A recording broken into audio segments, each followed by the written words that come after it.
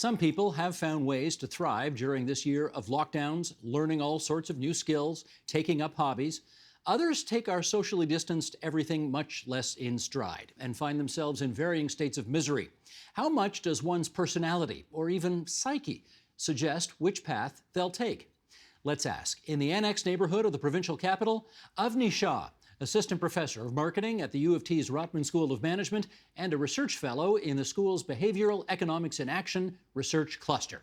And in Midtown, David Zweig, associate professor of organizational behavior and HR management at the University of Toronto, Scarborough. And we're delighted to have you two on this program tonight for something that I know a lot of people have been thinking about lately, given how, what's the word the Premier likes to use? How squirrely a lot of us have become after a year of this business.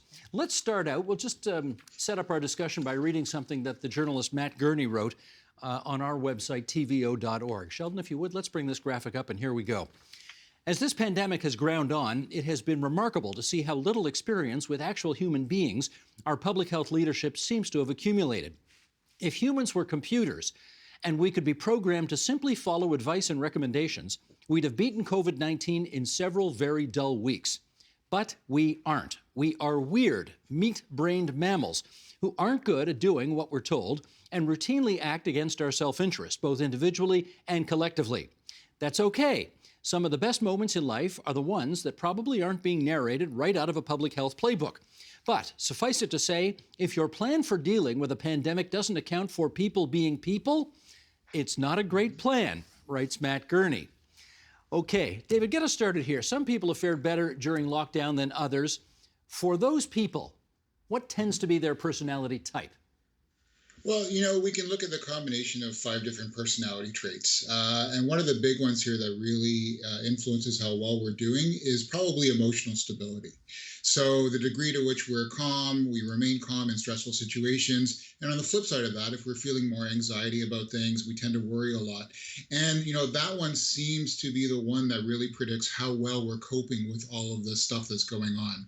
But then you layer on other personality traits like our level of extroversion, how open we are, how conscientious we are, and how agreeable we are. And you put all that together, and that helps to determine how well we're doing in the situation that we're in. Let me do a quick follow-up. So if you're an introvert, meaning you're probably okay to sit in a corner and read a book on your own, and that's fine for you, then the past year has been easier? Is that fair to say? Probably. I mean, we all need we're social animals. We all need some level of social interaction. Introverts tend to need a little bit less than people who are more extroverted. So if you look at the interaction of introversion with someone who's higher in emotional stability, they're probably faring pretty well in the situation. They tend to like being in quieter environments, not surrounded by a lot of people. But on the flip side, if you're higher in, lower in emotional stability and higher in extroversion, this is probably a more challenging situation for you to deal with because you like being around people and you get energized by being around other people. Now, Avni, there seem to be, well, let me overgeneralize just for the purposes of setting up this question. There seem to be 2 different types of people during a pandemic. Those who are able to get out of the house and still either do activities, go to a job, they're able to get out. And then there are others who, this has been a real lockdown, and they just have not got out at all. Tell us about the toll that would take on the psyche of someone who can't get out. I think it's incredibly difficult. We as human beings, I'm going to echo my colleague Dave, we as human beings are social, but there is a preference for novelty, for seeing new things, for interacting, even having these casual interactions with people, even your local barista or someone at a restaurant, or even just casual interactions in the TTC.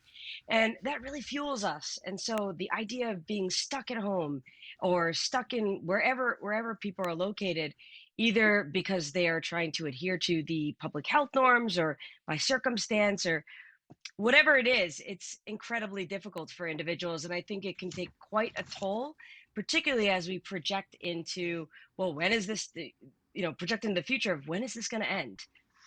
I'm just imagining what some people watching this or listening to this are thinking right now, which is, well, what do you mean you can't get out? No, surely nobody's housebound. They can get out, walk around the neighborhood if they want. But I hasten to remind people, I'm sure we all know people in their 80s or 90s or more, who during very cold winter weather it would have been too big a risk to get outside and take a walk around. What do you imagine, Avni, this pandemic, what kind of toll do you think it's taken in particular on a demographic that can't get out because they're afraid to get out? Yeah, and this is incredibly difficult. I think exactly the point here. Either it's just trying to really limit those social interactions in all ways because you're on the higher end risk. And I mean, this gets difficult as you're in your golden years. How do you want to be spending life? There's not the setup. My partner's parents. I mean, there's not the setup naturally for them to be on either Zoom or have interactions on FaceTime. And I think this really does take a psychological toll. And we look at that earlier quote that you brought up and say, well, are people rational versus not? I mean, isn't it rational to want that interaction? Isn't it rational to want some social connection with people? And so I do think it's been quite damaging. It takes quite a toll. I mean, I even think about the other end of the spectrum, even kids. I mean, this is really, really a tough year. And so, I mean, to everyone, it's like, yeah, people have to feel validated about the notion that this is just not natural. And it's a very tough situation. Indeed. The Ontario government has, of course, been advertising during the course of this pandemic in newspapers, on the radio, on television, on social media, giving us their public health advice. Let's play a snippet of something that I suspect many of us have seen, and then we'll come back and chat. Sheldon, if you would.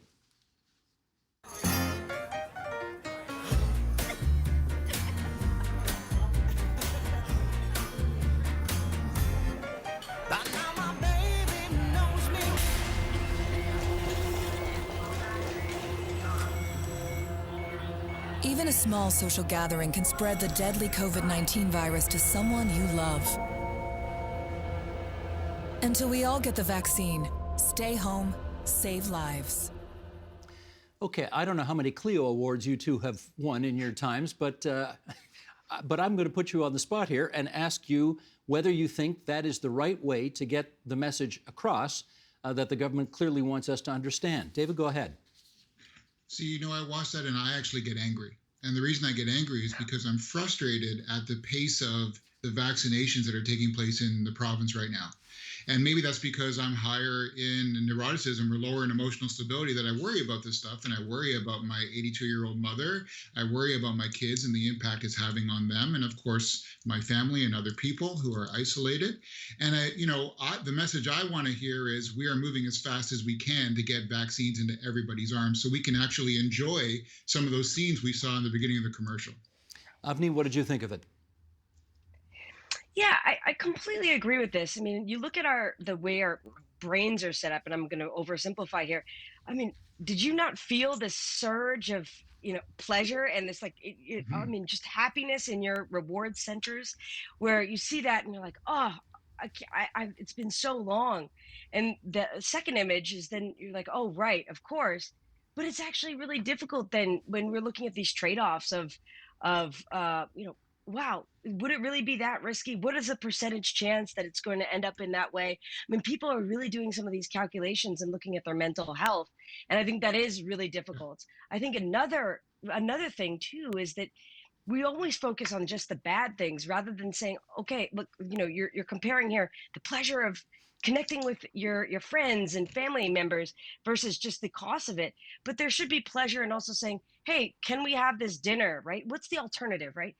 To then not have any social connection. But imagine if you saw then a clip to say people having dinner together, but all over FaceTime or all over Zoom or something like that. It's not the same. And I understand that, but at least giving someone substitute options so that it's not either, life, literally the joys of life versus death, but then it's like the joys of life in an alternative way that maybe is not as good, but at least is somewhat of a substitute. Yeah, David, it's hard for me to imagine that this ad would not have been, focus group tested and that there would have been several advertising experts brought onto the case to ensure that whatever message the Ontario government wanted to get out, that this commercial accurately portrayed it.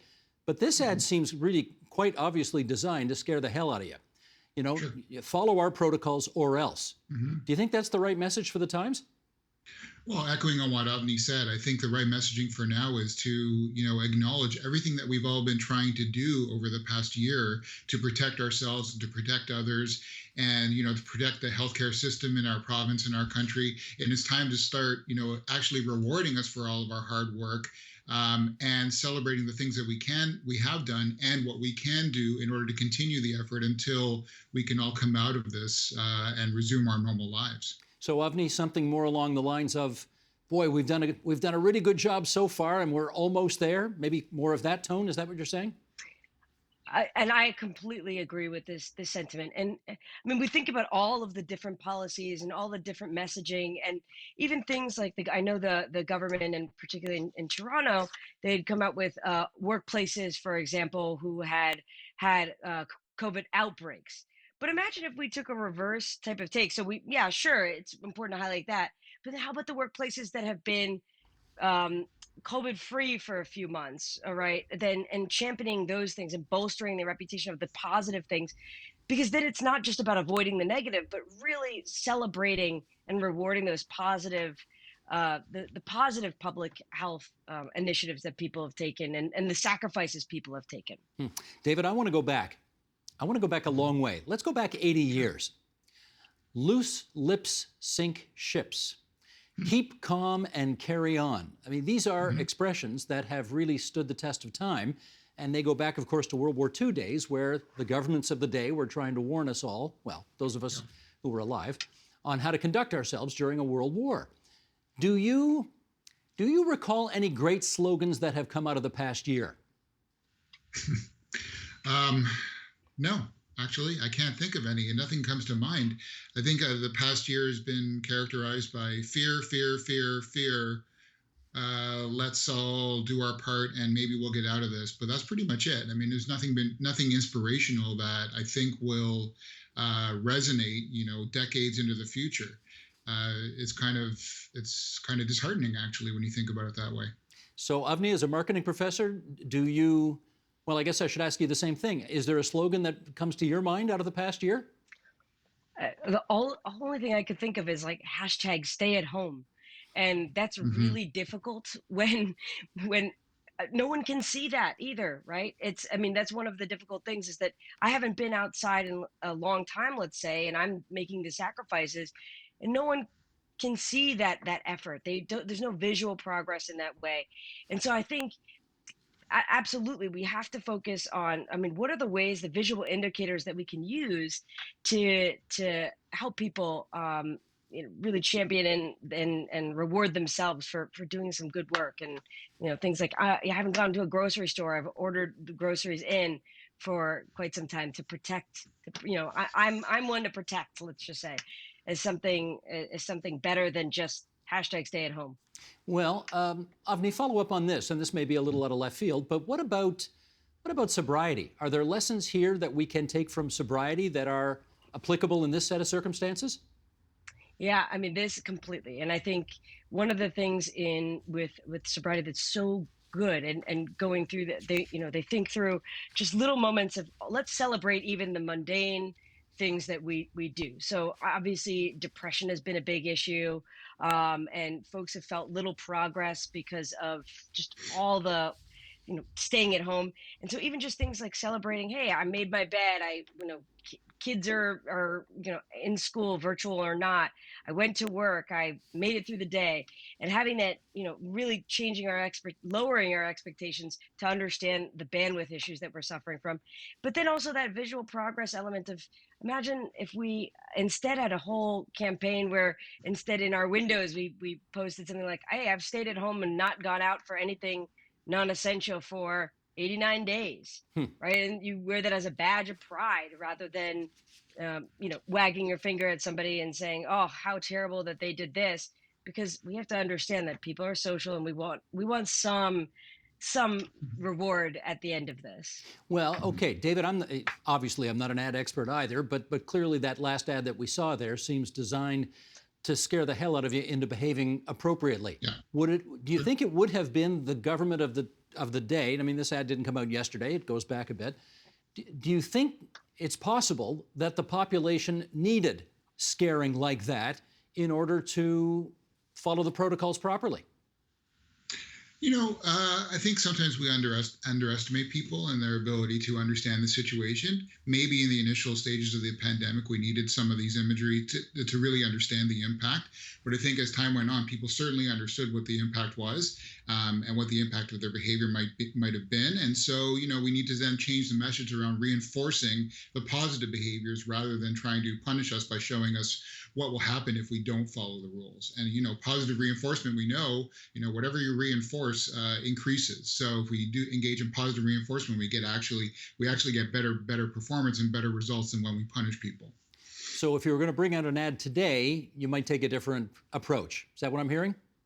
Yeah, I think, certainly, reinforcing everything we've done, and the message that we have to keep doing this for a little bit longer. And, as Avni said, look at alternate ways that we can engage in the kind of socialization that we're all desperate to achieve. And then, if we keep doing this, we can actually get to, the initial parts of that ad where people are actually in a restaurant. My God, how great would that be?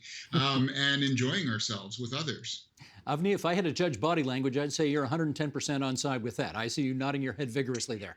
Oh, no, absolutely. And I think another element that would help too is that, we all feel so alone, but messaging that helps us feel like we're part of a collective, right? And we're all in this together. And I think that was a little bit what Dave was saying and alluding to. I remember in the very beginning of the pandemic, we had this in my neighborhood. People would bang on the pots at 7:30 or so, and everyone would go outside and do that. And I have to say that definitely made me feel good to sit there and really acknowledge and be grateful and show gratitude to those essential workers, healthcare workers, but even essential workers like people who are working in the grocery stores and who are delivering food. Just really, those are the heroes. But saying that, right, and being part of a team effort to those daily reminders to say, hey, look, these are the people who are sacrificing things. I can do a little bit more. And particularly, it's good in the evening when maybe our self-control is dwindling and we're like, oh, maybe I should go see my friend. That's when we were used to doing those types of activities. I don't want to sound like a wimp, but that's harder to do when it's -7 outside. You know what I'm saying? Yeah. Yeah, but we open a window, right? And now also, look, the weather is getting much better today. It might be worthwhile to resurrect that. We're 1 year in, but let's really reward ourselves for going through this. And no, this is way beyond anything anybody expected, but good for us and good for all these essential workers that have really sacrificed so much. That makes me feel a lot better and more likely to comply and adhere to rules than finger wagging and saying, hey, look, everyone stay at home and you guys are terrible if you don't. It's saying, look, who am I doing this for? There's a greater purpose and there's a greater goal here. Gotcha. David, let's talk about employers and employees. And I wonder what you think employers could be doing at this stage to help their employees, those who are either going into work or doing things virtually, to carry on, or to keep calm and carry on, if I can steal the expression. So what we've been talking about since the beginning of this, when we all went into lockdown back, a year ago, is how, it's incumbent upon leaders and supervisors to make sure that their employees have what they need to work from home effectively. They're making sure, they're monitoring their stress levels of their employees, checking in with them regularly. All of those things still apply. What we should be thinking about now is how are we going to transition back to what comes after all of this, right? So what's it going to look like when we actually this is over and we have to start thinking about how are we bringing employees back? Are we bringing employees back to the workplace? And how we're going to manage the tension between those who want to stay at home and those who are desperate to get back to the workplace. Avni, have you seen changes in the way employers are leading during the course of this pandemic? Yeah, and you've definitely seen differences across even the size of companies. I know a friend of mine received a care package, and they have a smaller business, but a care package from the managers and like the people who head up that particular office of like just little chocolates, a stress ball, was like a little pillow and a blanket, just from work from home. And they also gave a budget for air filters and even standing desks and things like that in the workplace. And I think that was a really good effort to acknowledge and like validate people's emotions. So I think that's definitely one aspect. I've even seen employers do things like send sweatpants to their employees, and I think that really is then focusing on the positive elements. Well, even though they might be limited to a certain degree, but the positive elements of just a reminder, hey, you can actually wear sweatpants to work now. And so I think those are little efforts that people have made that at least acknowledge a bit. I think another element.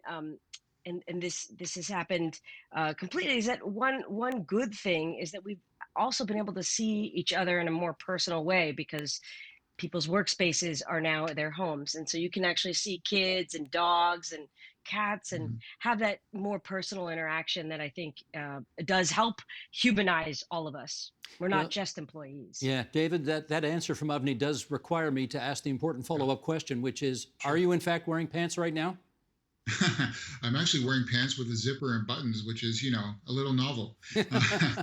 Not sweatpants, real pants. Not sweatpants. Good for you. Pants. Good for you. I mean, you've got your integrity to consider, after all. Yeah. Seriously, though, folks, let me follow up with this.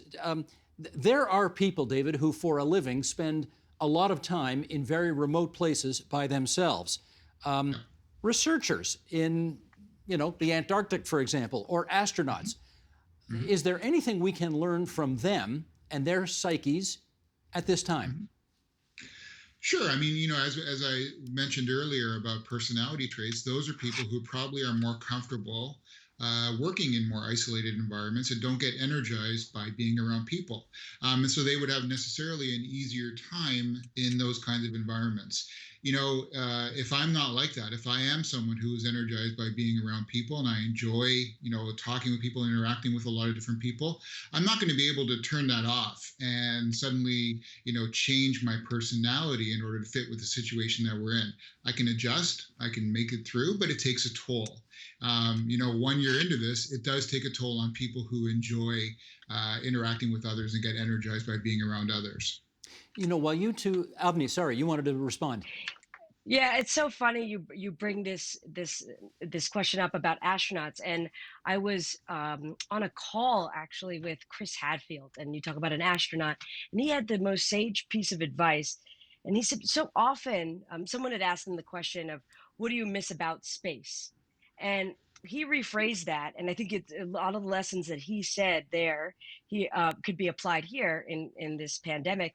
He said, so often we want to think about what we're missing out on in an alternate reality, an alternate life, right? You think about, what am I missing in space?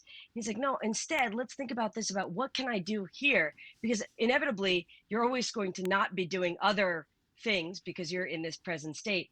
And he's like, think about, well, what can I achieve here, right? That I can't achieve in another time period, or if we weren't in lockdown, and sort of just understanding that element of like just basically having gratitude for what we can do, and not thinking about other opportunities because they just don't exist in this current reality. And I think that was, and he seems to be, I don't know whether he identifies as extroverted or introverted, but that's also a way that we can just increase a little bit of the resilience, is thinking not so much what am I losing, but what are even maybe the joys of missing out on certain things, but then also what are things we can now do that we wouldn't have been able to more easily do otherwise. Great advice. David and Avni, thanks so much for joining us on TVO tonight. That was really helpful. Much appreciated. Thank you. Thank you.